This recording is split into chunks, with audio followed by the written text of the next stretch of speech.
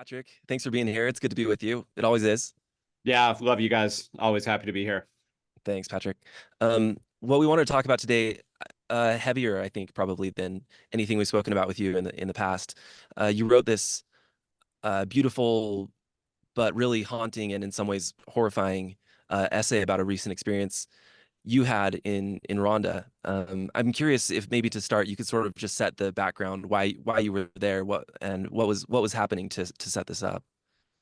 Yeah, thanks. And for sure, I mean, a lot of the things that I write about that are really hard because what I saw was, I think, haunting and horrifying Yeah. are both really good words for it. So I went as part of a study abroad trip that was organized here by Utah State University, and major credit to a couple of my colleagues, Dr. Shannon Peterson and a guy named Justin Powell, who runs an organization called YouthLink. And so they really organized the trip. I just went along. I had known about and read about and taught about what happened in Rwanda for a long time. And just as a quick background, in 1994, this was the 30th anniversary of the genocide there. And it's really hard to wrap your mind around the fact that in the space of 100 days from April to July 1994, people killed 1 million other people, mostly by hand. So you think about the Holocaust, of course, which is the worst genocide in human history, but it took, several years for the Nazis to kill 6 million people.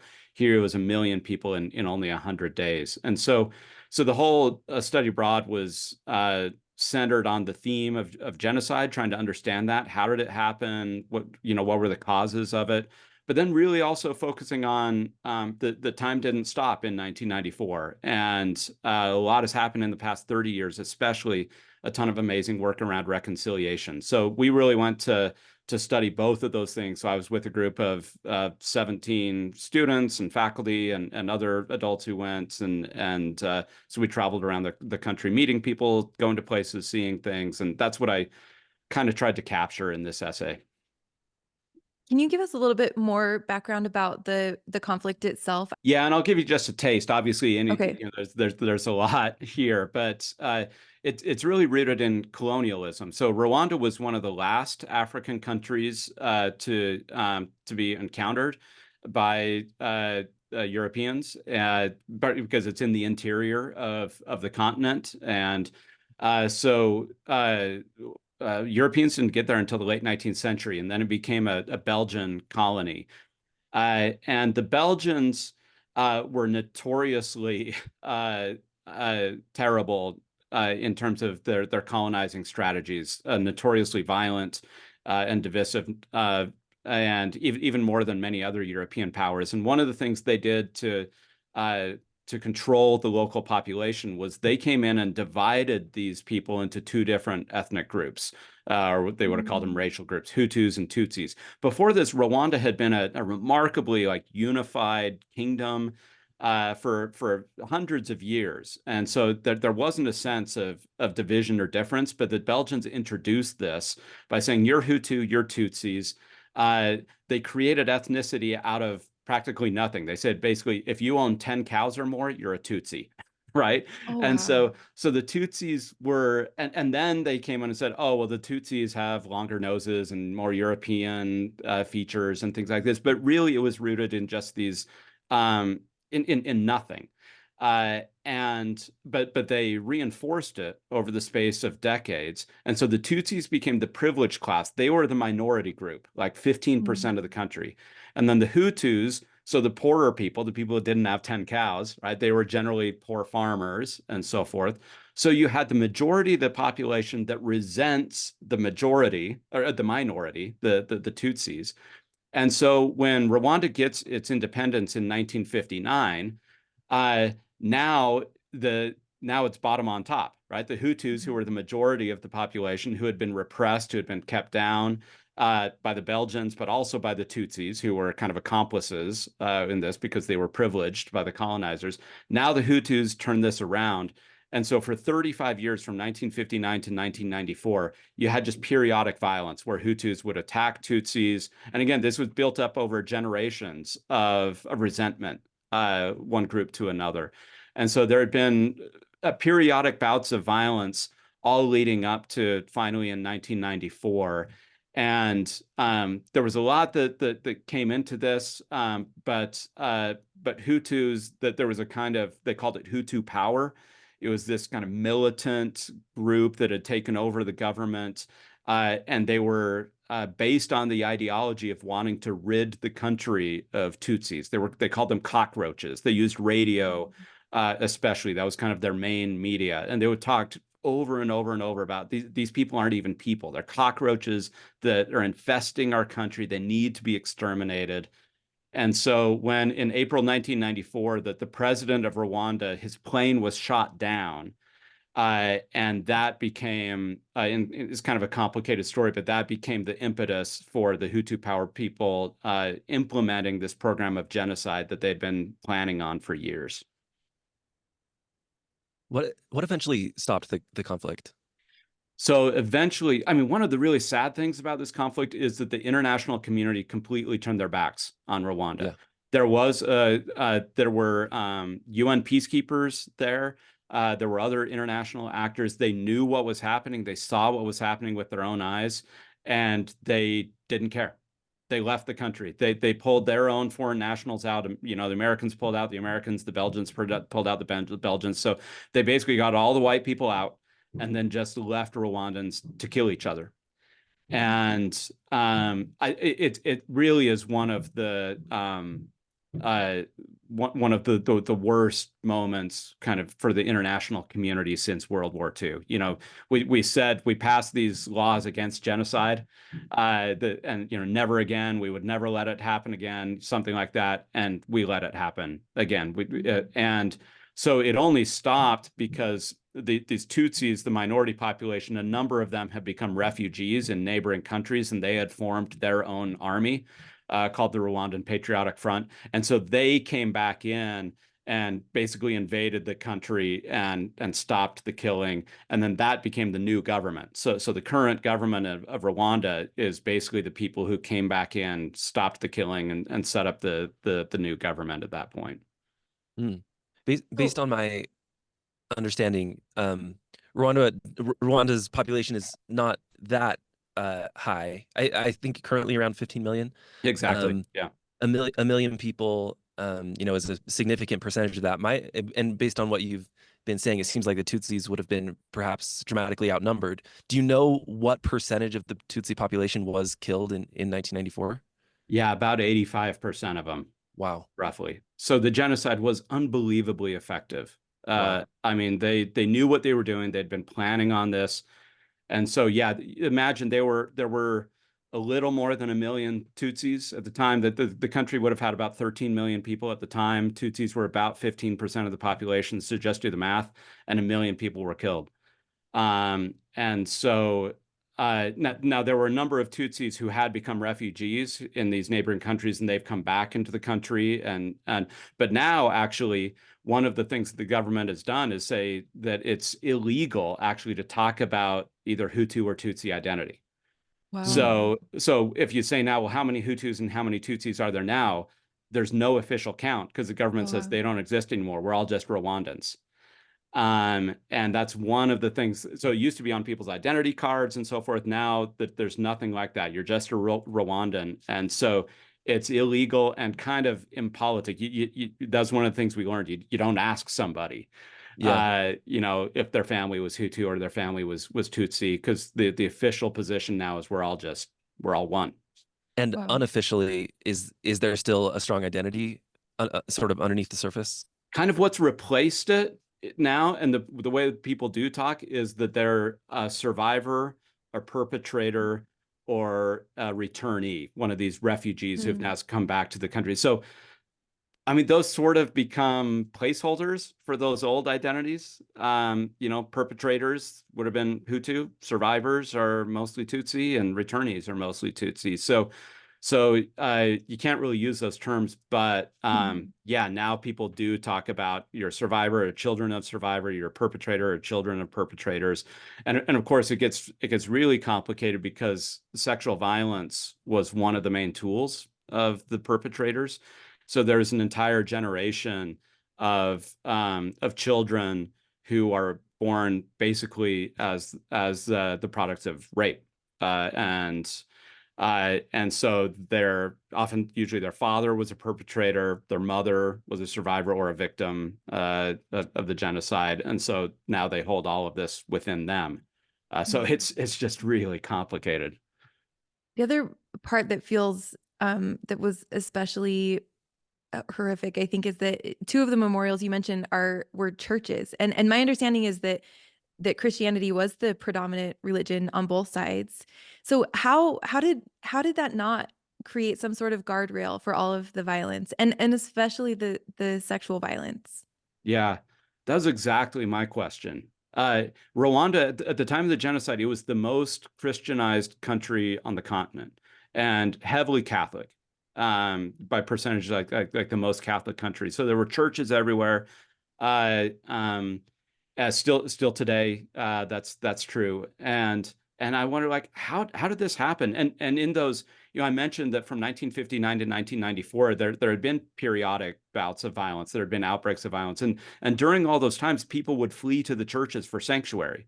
So the churches did provide that place of safety for many, many years. So in 1994, people did the same thing. But now all of that broke down. People attacked the churches in really horrific ways. To see, these were the hardest places for me to go to, because for exactly that. Like I want, like, I know about the Crusades. I know about all the terrible things that religious people have done, but I still want religion and religious people to be better, right? I want those moral and ethical systems to mean something. Mhm. And both sides were Catholic. Hutus and Tutsis were both Catholic. So it wasn't even like Protestant versus Catholic or different kinds of group. They were all Catholic. Wow. And so I think what had happened was that that conversion, of course, it was an imported colonial religion, right? That but still, this has been many generations later. I think it was a mile wide and an inch deep. Mhm. And I think those kind of ethnic and political identities completely overwhelmed their religious identity, and any sense that religion should be a guardrail against the excesses of political and racial and ethnic identity. All these other things that divide us, religion should bring us together. Um, and it was the opposite. I mean, just horrible things. Like, I mean, one instance that there was a priest who was a Hutu. He, in his congregation, in his parish, he had a number of Tutsis. So they came to the church. About 2,000 Tutsis are taking shelter in the church. And these are his parishioners. These are the people that he would have given, mass to. And he locked them in the church and ordered bulldozers to come, and he demolished the church on top of them. These are his parishioners. So, like, how does that happen? So it's a failure of the international community, but it's a failure of religion. It's a failure of Christianity. It's a failure of conversion. And so those were some of the hardest questions for me to wrestle with. Yeah. In Go ahead, Tim. Oh, thanks. I was just going to ask, in your study of peace and violence and genocide, it seems like this dehumanization obviously played a huge role here. Is that always the case in these genocides, that there's some sort of strategy of dehumanization? Yeah, that is, and it takes different forms, but in order to kill somebody, especially to kill that many people, you have to say they're not really people. Hmm. They're not really human beings. They're not really your brothers and sisters. They're not part of the same species. And so, there's a lot of scholarship that says actually that it's really hard to kill somebody that you look at eye to eye, because of that kind of human connection. That's why so much killing is done. I mean, the Nazis killing was mostly so depersonalized, right? Mhm. I mean, in these concentration camps and things like this. And so much killing is done with rockets and missiles and bombs, right? Where you never actually have to see, or drones, you never actually have to see the person on the other side, right? It's like a video game or something like that. In Rwanda, it was not. It was all eye to eye.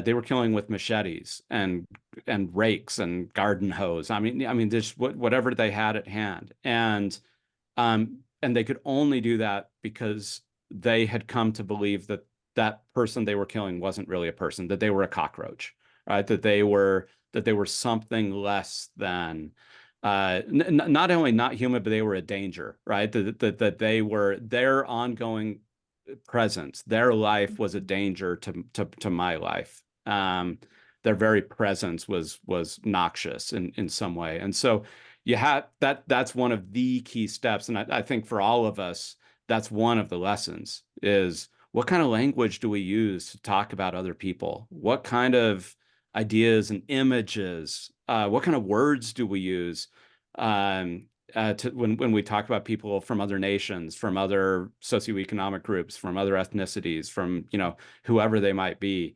And because that in every single genocide in the world's history, there is a lot of dehumanization. That is one of the key first steps. Yeah. And It's sort of, please go ahead. it sounds like before dehumanization is this sort of period of justification. Like this is an actual danger. So I mean, that language sounds a lot more familiar, that this feeling of we're polarized because the other side is dangerous. They're literally dangerous to our country. So how would you hope to see people talking differently? Because I guess the what I see is that people are legitimately expressing fear. Like they really do believe this. It's not like they're trying to justify and make it up because they want violence. It's that they are genuinely scared that the other side is dangerous. So what is that? I mean, how do you break that down and push for things that you think are really important without creating this a villain that is slowly becoming dehumanized? Yeah. It's such a good question. I mean, I think my answer, in some ways, it sounds so trite, but you have to see people as people. Mm-hmm. They are human beings. I mean, this is just basic. This is Christianity 101. This is Sermon on the Mount, right? Love your enemies. And what Jesus means there is not that they're your enemies and you have to love them like kind of resentfully. That the whole point is they're not actually your enemies. Right. Right. And they are your brothers and they are your sisters and they are fellow children of God. And so that's the basis of your relationship. Now, you might, and there are times, of course, where ideas can be, can be dangerous to your position. I think maybe sometimes ideas are less dangerous than we often make them out to be. But there can be positions and policies and so forth that are dangerous. That there are real confrontations. There are real conflicts in the world. All of those things can be real in the political realm or in the interpersonal realm or all those kinds of things, the kind of contests that we have, the conflicts that we have in our workplaces or in our homes or in our congregations, certainly in politics. So I don't want to minimize any of that, but once you go that extra step as to say that person is somehow fundamentally other or dangerous or that their removal is somehow necessary for my well-being, that now you've crossed a threshold, as opposed to saying, I think their ideas are bad, right? And also we have to recognize that in the past, of course, there are, we oftentimes do inherit these legacies where people have done bad things to other people, right? Whether it be groups or individuals. So none of this, love your enemies should never be given, as license to abusers or just to give people a free pass or somehow in violation of justice or other kinds of things. That's not what it's about. But it's fundamentally that even while we wrestle with all those other kinds of things, with truth and justice and how to adjudicate all of that in a really complicated world, we never, ever, ever let go of the fact that that person is a fellow human being, that is a child of God. And everything has to stem from that. When we put something in front of that, when we put political, religious, ethnic identities or ideologies in front of that fact and make it conditional upon any of those other things, then we're in dangerous territory. So I think what Jesus is always inviting us to do, and frankly, just a secular regime of human rights should remind us to do, that actually the human person comes first. Everything else is attached to that engine, but that's the engine driving it, not the other way around. So do you see in our societal discourse today in the United States, potentially in politics or otherwise, worrying signs of like the seeds of dehumanization, or do you see any hopeful signs in rhetoric that you're hearing, especially as we obviously are ramping up in the last few months of what it's going to be a contentious presidential election? Yeah, I see both. There are always some warning signs, and in some of our overheated rhetoric, both in the public square, also on social media. I mean, this is obviously, we've talked about this a lot, but social media really does invite this kind of dehumanization. It's so easy to remove. You know, you've got anonymous identities criticizing people with no accountability. It's just it's so easy to do. And but we even see public officials sometimes using some rhetoric that tends towards dehumanizing the other side, not just criticizing their ideas or their policies, but actually dehumanizing the other side. Those to me are definite warning signs. We're nowhere near where Rwanda was in 1994. Again, this this was happening for decades, and there were a lot of tryouts in terms of them working on their methods and perfecting it, and really sort of cultivating a population that would be ready to do this kind of thing. Nazi Germany, it was a pressure cooker. It took a few years, right? So it can happen really, really quickly. So I don't want to be naive and say like, oh, it's impossible to think that we could get from point A to point B, because you can get there in a few years. We're not there yet as a country. And part of it is because of the really hopeful signs, the work being done by lots of peace builders and civic organizations and just ordinary people and religious congregations, right? I mean, I think this is one of the really important tasks that a religious congregation should be, is to build a sense of community across difference. And PTAs and Boy Scouts and Little League teams, all these other kinds of things, like to create thick bonds of community. That's what helps protect against this kind of thing. But we need to speak out. We need to be upstanders when we hear people use dehumanizing rhetoric and say, no, that's actually not the way we talk about my sister or my brother. What about, I just keep thinking about Jonathan Haidt's book, The Coddling of the American Mind, and this sort of movement to be very nonviolent. It feels like the issue he's addressing is that they have very tight boundaries around what they'll tolerate hearing, and so they're sort of closing the door to dialogue if it's perceived as dangerous. And I think he really is trying to make this point that there's a difference between physical danger and psychological comfort or discomfort. But do you see, I mean, I guess, especially because you're on a college campus, I would love to hear how you're sort of thinking about that. And do you see this as problematic, or is this a way that peace building is going to start looking, that, we're not arguing anymore? Yeah. What I mean?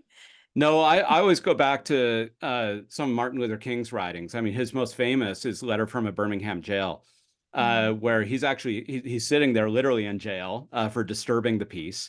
He's writing back to a bunch of moderate white ministers who have said, like, we're basically supportive of your cause, but we don't like you coming in here and like making trouble with all this stuff. And he says, well, let's talk about trouble, right? And he says, I've come here because there's injustice. I've come here actually to create conflict. And he specifically says in that letter, I'm not afraid of conflict. I'm not afraid where there is injustice, where there are harms being done. I'm not afraid of coming in and revealing those things and talking about those things and even working against those things. He says, I'm willing to take accountability for my actions. The law is the law, and that's why I'm sitting here in jail, right? So I'm trying to protest what I see as an unjust law to change that law, but I'm also subject to it at the same time. So he wasn't claiming some kind of like, I can do whatever I want and you can't punish me at all. I mean, he was working within a system of law.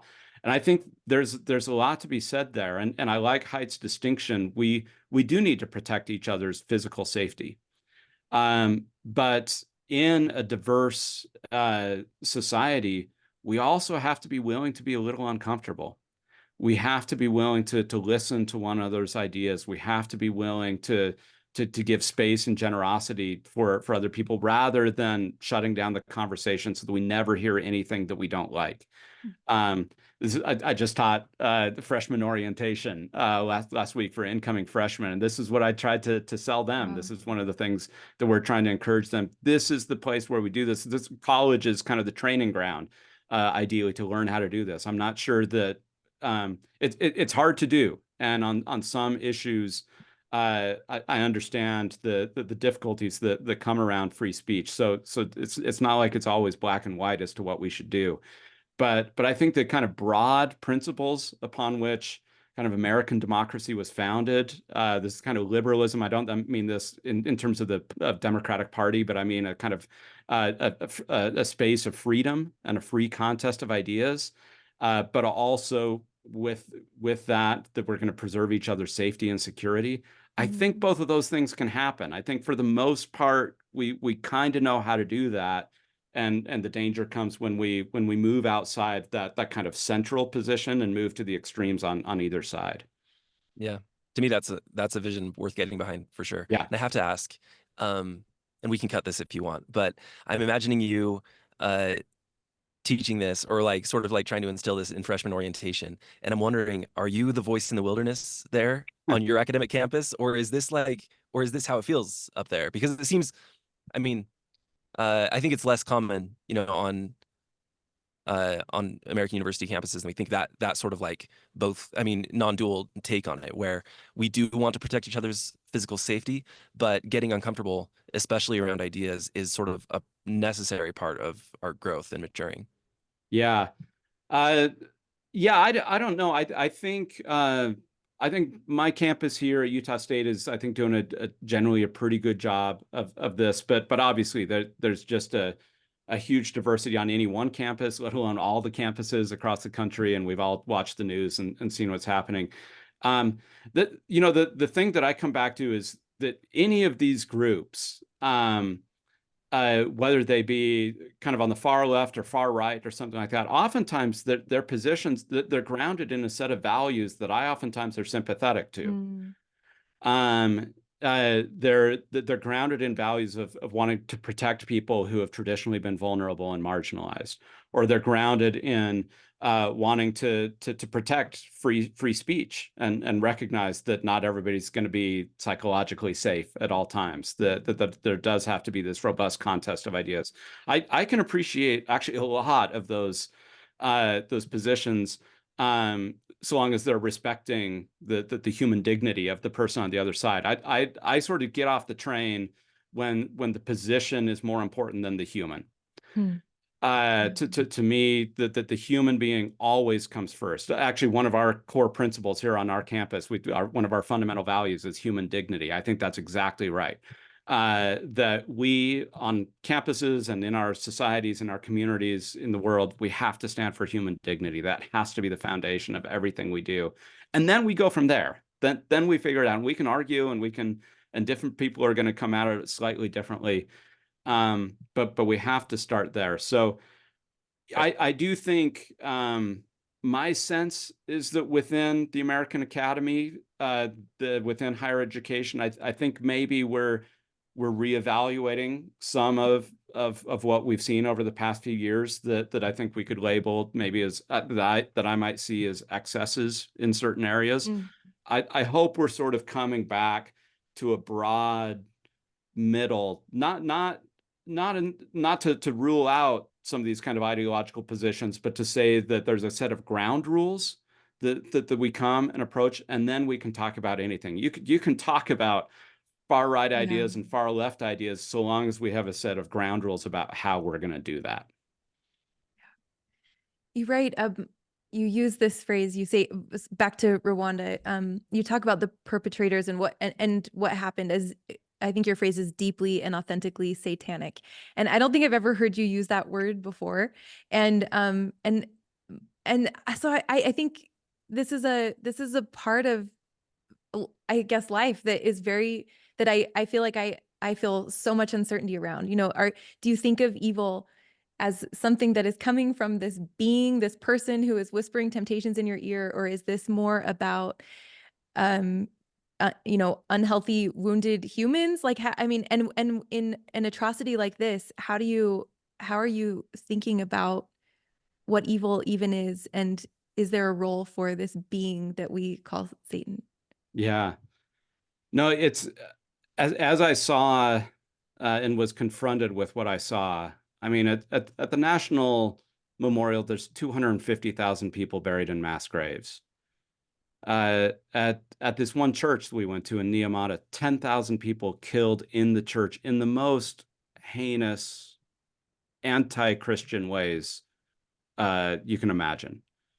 And as you go down into those mass graves and see their remains and so forth. I mean, so as I came out of that and was wrestling with it, I I couldn't just chalk this up to like bad psychology, right? Mm. Um, Wow. like and somebody else might approach it differently, but just my own reaction is like, this is evil, period. Oh. Right? I mean, like with a capital E. There are forces in this world that are predicated on and motivated by the opposite of what we would call godly love, right? It was hate incarnate. And and so I couldn't dismiss it with any of kind of our modern language, Mhm. psychology or woundedness or the therapeutic or any of that kind of stuff. I think a lot of that is really useful as, against some of the excesses maybe of some of these older worldviews, but I saw Satan at work, whatever you think that means, right? Mhm. But the anti-God, the antichrist, the hate, all those kinds of things. That's what I saw, that kind of evil spirit possessing all these people. And so part of what I was trying to do in that essay was wrestle with that. Like how do you in because I'm totally committed to the God of love. I'm totally committed that this story, this human story, is the unfolding of a loving God uh, who sends his son to be incarnate love in the world, and to come face to face with just the utter absence of that for Mhm. 100 days in 1994 in Rwanda. So the only way I could make sense of it was just coming back to the very old idea of evil, and Satan or the satanic being the name we give that just utter evil in the world. Yeah. On the other side of it, you sort of wrestle with, I mean, this is really the meat of the essay to me, but you wrestle with the apparent absence of God or godliness. And you inevitably run into this age-old question, the problem of Yeah, evil, where if there is an all-powerful and benevolent, loving God, how can something like this happen? Would you talk about your wrestle with that question? It seemed like maybe it was a more real wrestle than you've ever had in your life as you confronted these atrocities. yeah, yeah. Well, as I was confronted with this again, what I could only call evil or the satanic, you know, the living out of what Moses 7 is, when humans hate their own blood. What does that look like on a mass scale? And and I just couldn't help but think, like, where was God? If I mean, I believe in a God of miracles. I believe in all those stories that people tell in testimony meeting. I really do. And I've seen miracles in my own life and in my family. And so I believe in a personal God. I believe in a powerful God. What's the point of a God if God isn't powerful, right? And a God who is love. I believe in all of those things. And so how does a God help somebody find their car keys and then let genocide happen? And I don't have an answer to that. I don't think any religion, any philosopher has an answer to that. I think we have some pretty good efforts towards it. But if somebody had answered that question, that we would have solved it, and we would have all been part of that religion, right? Right. Because I just think it's inexplicable. So we have our own way of answering it within Mormonism, and it mostly falls around agency. And I think that's satisfying in a lot of ways. And I think all the different ways people have approached it are satisfying in certain ways, but I think they don't solve the problem. So I'll and I won't rehearse everything that I talked about in the essay, but I finally came to the idea that I'm not sure that I can or will receive some kind of perfect understanding. I mean, why would I get an answer to that question if all the other billions of people who have thought about it never have? I don't think I'm that special. And so I'm not sure that I came away with any greater understanding, but I did come away with witness. And I think those are two different things. And I think what the first disciples of Jesus received on Sunday morning on Easter was not understanding, but witness.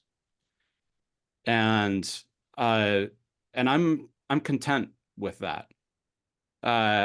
In some ways I have to be satisfied with it because I don't think the understanding is for whatever reason God has not chosen to offer that kind of understanding to us as humans. Maybe this is fundamentally what it means to live by faith, to trust in a God who does not make all things right now, to trust that God will, but doesn't right now. And so I really lean into and what basically the God I came to see and witness of in maybe ways that I hadn't previously is what I call the God of Friday. I mean the crucified God.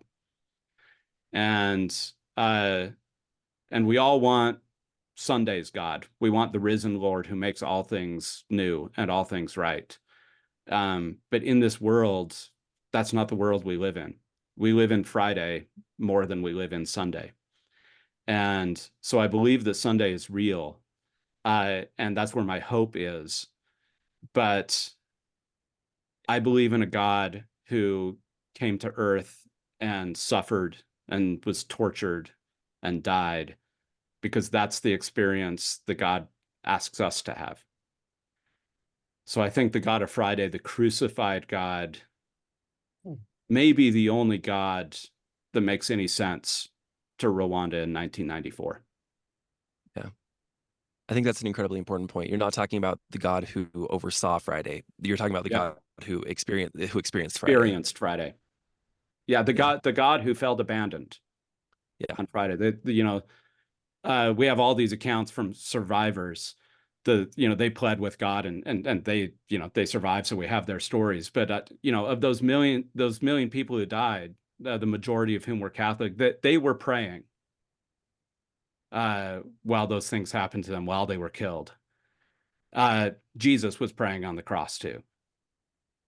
And so I think any God that we believe in, for a God to make any sense, I think that God has to enter into the experience of the people who have suffered the worst things that this world can give. Again, why does God rescue some and not others? Why do some people get miracles and not others? I don't know. And again, that's the understanding I don't have, and I don't think we have. Anybody who pretends they understand that, I don't believe them. Mm-hmm. But we have to look at Jesus. And in the essay I say, I think God wants me to wrestle with that question.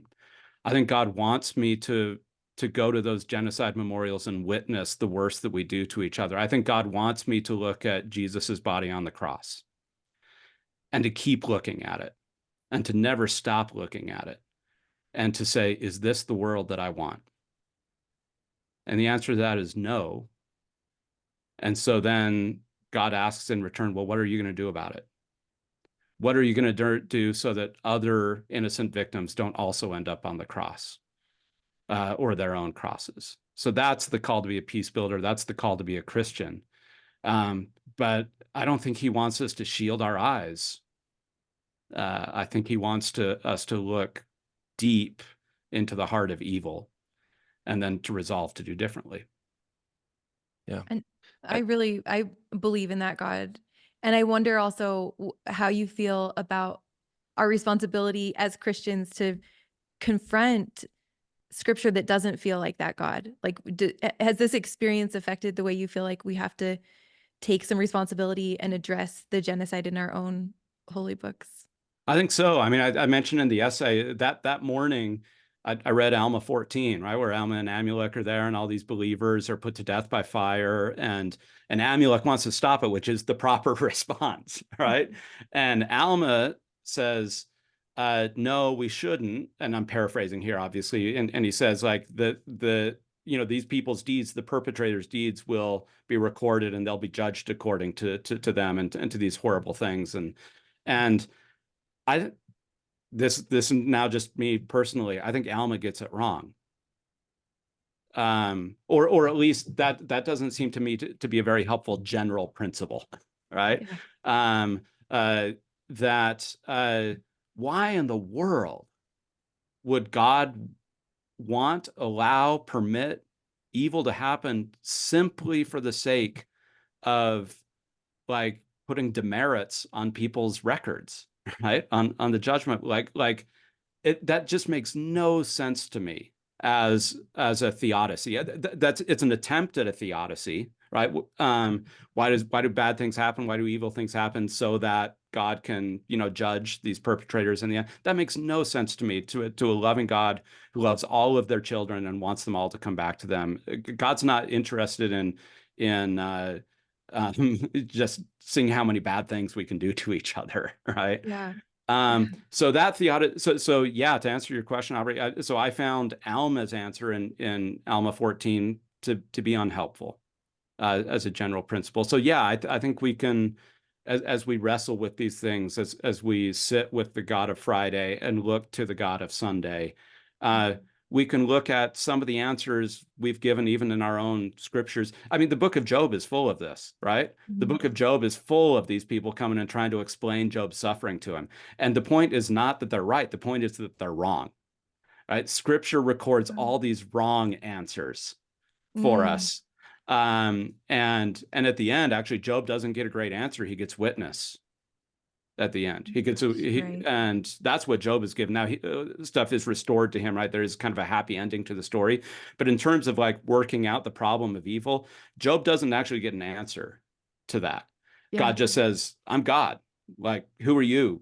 Like to try to question me. And I think as moderns, we're kind of unsatisfied with that. We want answers to everything. We want understanding to everything. And that was one of the things that I came away from with Rwanda, that sometimes all we have is witness. And for me, that's what faith entails. Wow. Yeah. I think that to me, it's such an important insight, this God of Friday versus God of Sunday, where I think we very often in our own lives or in world events or whatever it is, really struggle dealing with this problem of evil because we picture only one side of the God uh, that we really have the theology for, which, and meaning we focus too much on the God of Sunday, this overseeing God who's moving the pieces on the chessboard, and not the God of Friday, who is the vulnerable, the tortured, the suffering, who, and I think that it's so easy to look at these terrible events, again, whether it's in a case like this in Rwanda, or when you have a loved one dying of cancer, or when someone's dealt with sexual assault, or is going through a divorce, and saying God is not here, And I think the beauty that you're bringing up of Christianity and Mormonism, even in particular, in some ways, is that God is there. It's just not the God over the chessboard. It's the God on the cross. Yeah, exactly. And that's finally where I came to, is that and this, it was this Rwandan woman named Cecile, who herself was a survivor, lost all of her family. And I asked her, where was God? And she said, God was here. He was just not in people's hearts.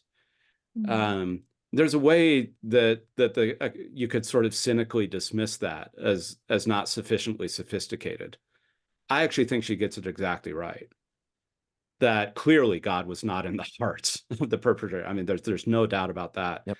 But she's also right that God was always there.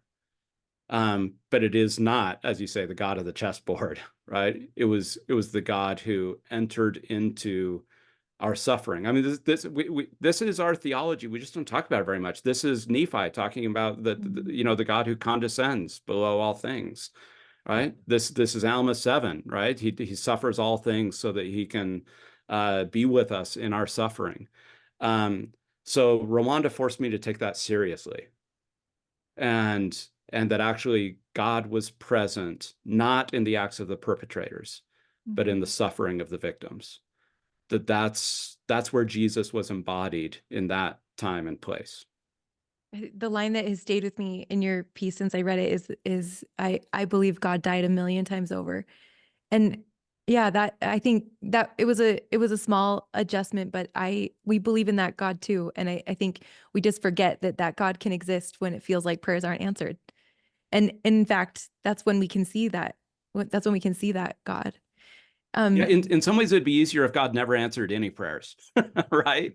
If there was just this Yeah. cold, unfeeling yeah, God, or kind of this deist God who created the world and just let it go, and it's like, yes. okay, well, actually, then evil is easy to make sense of, right? Mhm. What makes it harder is that God does answer some prayers, and He does save, some people, and He does help some people find their car keys. So that's what makes it so hard. And that's what makes it, for me at least, defy understanding. Um, and so we just have to sit with God in this complexity of Friday and Sunday simultaneously. Yes. Yeah. We have to talk about what's happening in Rwanda now, and Yeah. you got a little taste of the sort of reconciliation and forgiveness that's happening there. And so I'd love for you to talk about that, but also what role does justice play in forgiveness? Because that's kind of a complicated part of this story too. Yeah. Yeah, that's the great thing. And what was so brilliant about this trip and so inspiring is that we did, we went to all these genocide memorial sites that were so heavy and so dark. And but then we spent the rest of the trip meeting with people who had been working for the past 30 years on reconciliation. And I have to say, it is real, it is inspiring, and Mhm. forgiveness is possible. We went to this village. The government created these reconciliation villages where survivors and perpetrators could live together. Rwanda is the most densely populated country in Africa, so it's not like you could separate the population. There was nowhere for anybody to go. So you could either go through a cycle of retribution and reprisals where people just keep Mhm. killing each other, right? Just keep the cycle going. But they decided, no, we're going to do something different. It's this audacious experiment in saying that we killed on a mass scale, we can forgive on a mass scale.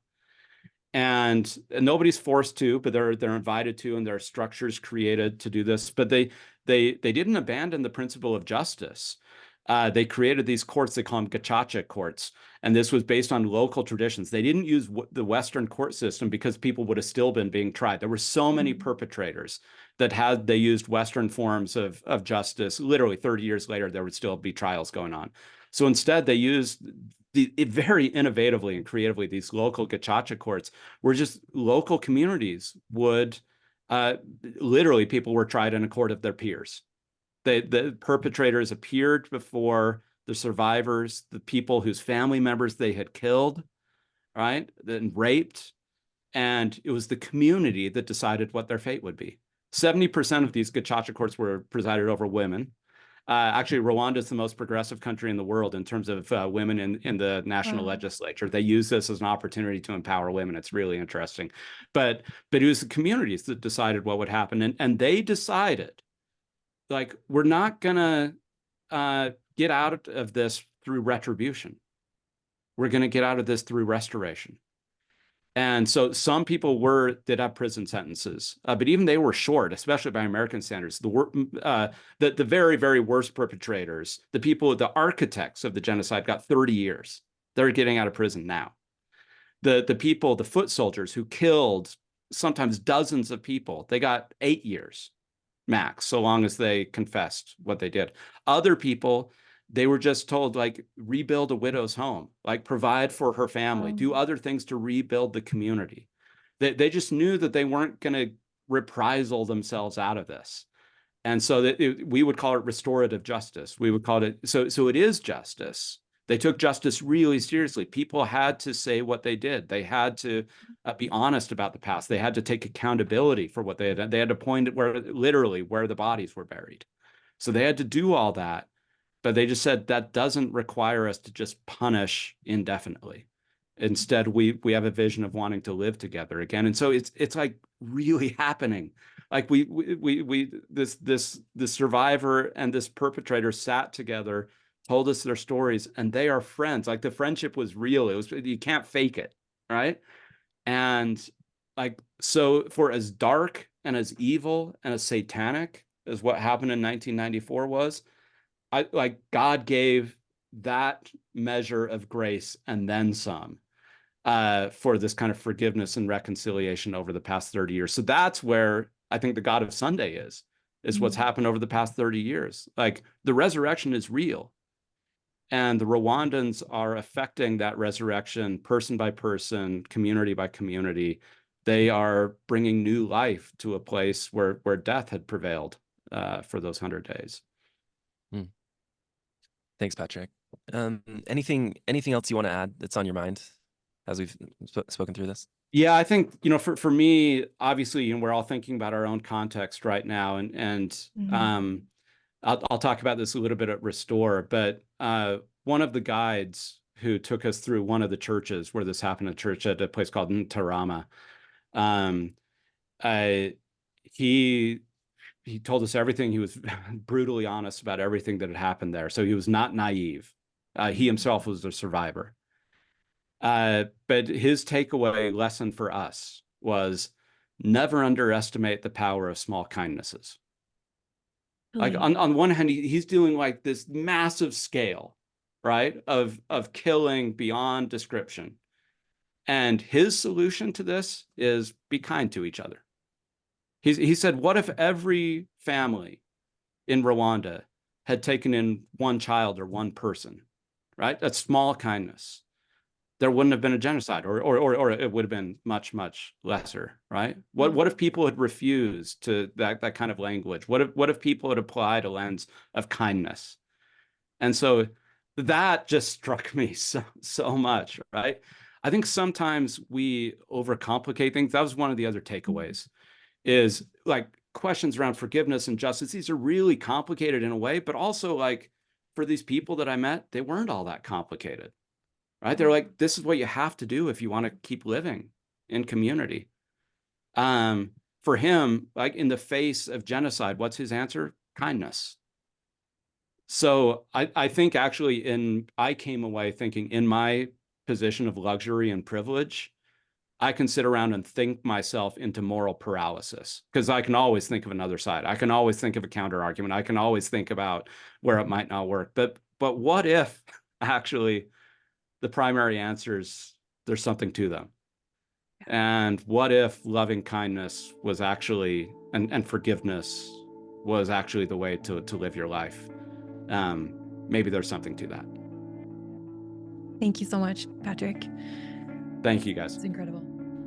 All right, thanks so much for listening. We really hope that you enjoyed this conversation with Patrick Mason. You can hear more from Patrick along with his co-host, Jennifer Walker-Thomas, on the Proclaim Peace podcast.